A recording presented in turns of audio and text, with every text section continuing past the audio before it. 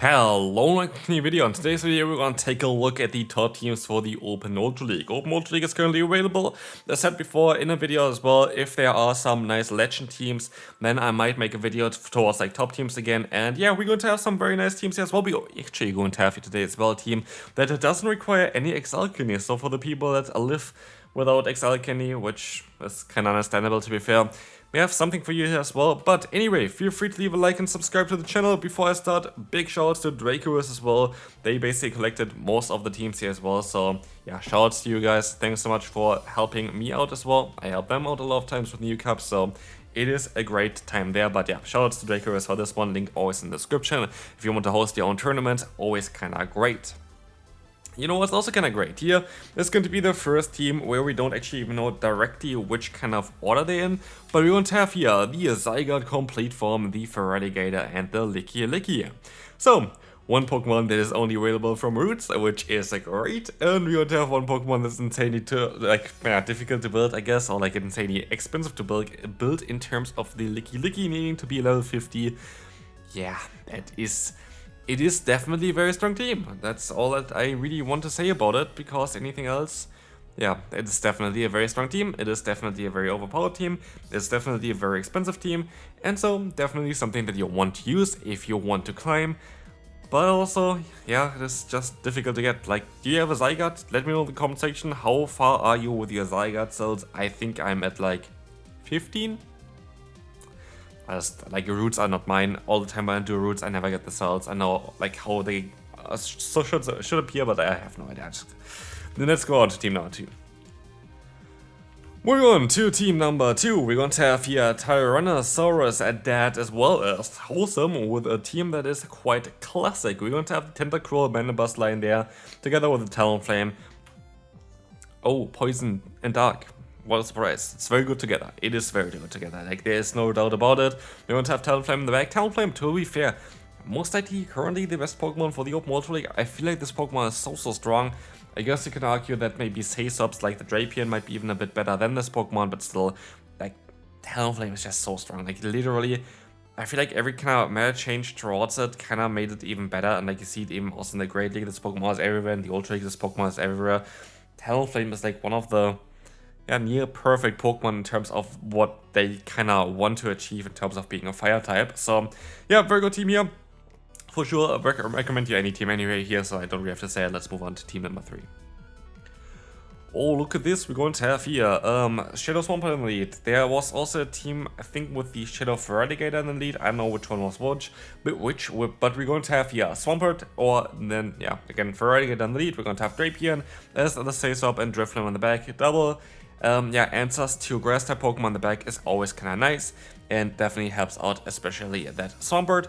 Drapion is a lovely Sasop right now. A lot of people are kind of prepared, of course, for this Pokemon because it is so strong, but it is just really good. And Drifloon, really a winner of the season, of course. Drifloon is really strong, especially in the Open Ultra League. Having to the move Astonish just makes this Pokemon so much stronger. This thing is insanely difficult to take down, especially in the 2-shoot scenarios. Have access to Icy Wind as well, making this Pokemon really bulky with that as well. And yeah, it's a very strong team. If you have a Drifloon, please use it. It's very good right now. Speaking of very good, we're going to have kind of similar team, just a little bit of a different order and a little bit of one different Pokemon in this case, with the Virizion. But Skuntank, Drifloon Virizion is the rank 1 in the world team at one point this season. It is not a legend team. It's at one point rank 1 in the world team. Not all of the teams here are legend teams, by the way, but around 80% of them. So I think 2 are not, which is one of them here, but this is a rank 1 in the world team. I think that kind of counts as well. So yeah, this team definitely solid. There has been some gameplay towards this team as well on YouTube, not on my channel, but on other channels, so feel free to check that one out as well. You will most likely find that if you Google for, or search YouTube for this name. But anyway, we're gonna move on to team number 5. This is going to be a team that I like and other people like as well, in different kind of orders. We're going to have here Virizion, Ampharos, Aurorus is just my kind of favorite lineup to play. For Ampharos, I usually just use something different that kind of fits the theme, like any kind of electric type Pokemon, stuff like this. You could use Heliolisk, things like this as well here. Drapion makes even a bit more sense, to be fair. But I really enjoy Aurorus. You see it already on paper as well why I like Aurorus so much, and I think it is even better this season than it was even like the seasons before, because quite a lot of Pokemon are a little bit more common that you can really easily beat, like a Drifblim here, for example, or the Galarian Moltres, where we're going to have a team as well coming up, I think.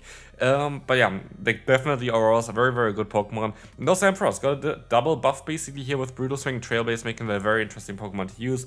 Haven't really seen too many people trying it out recently, but might be something that is going to be a little bit more common in the future again. Next team. There's actually a video on my channel for this one, so check that one out if you want to even have more information towards Golurk, Licky, and Manboss.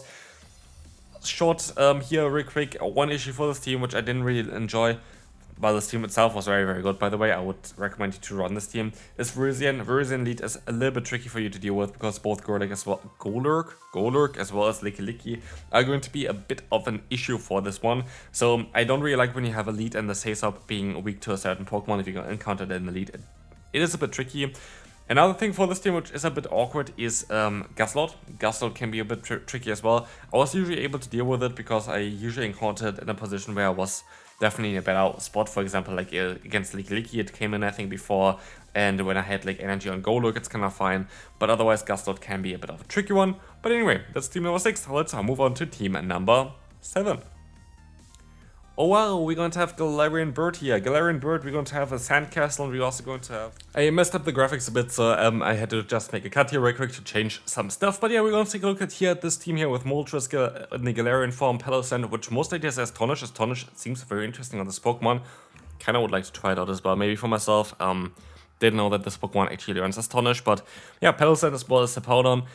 Very interesting team, and yeah, Pelosand actually looks like a lot of fun right now. Being able to beat Pokemon, especially like Gobalion or here also something like Registeel quite easily, is really cool for it, and also cool Sasop because I think a lot of people expect like more the damage from the ground typing, but it's mainly from the ghost typing, which might be a bit something that can catch people off guard. And of course, Galarian Moltres got a big buff with Sucker Punch, and so yeah, we can move on to team number 8.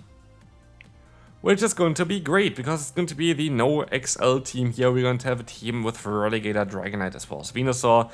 Double weakness to Ice in the back, which helps you out, of course, with the Feraligatr and lead, which is going to be great against this Pokemon. But this is a No Legendary team and a No XL team that you can run as well. It has 2 legacy moves in Hydro Cannon as well as the Frenzy Plant, and now I also realized that I forgot the move counts for the graphics, but I'm not going to change it. It's very light. I just want to get the video done. Yeah, that's definitely going to be a team that you kind of want to run as well.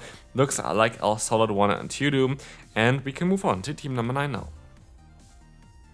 This is going to be one with Gastrodon as well as the Cobalion and the Poliwrath. Poliwrath honestly is kind of back, also even for the Open Great League. I might want to make a video about Poliwrath when Open Great League comes back again. I see a lot of people hitting Legend with this Pokemon.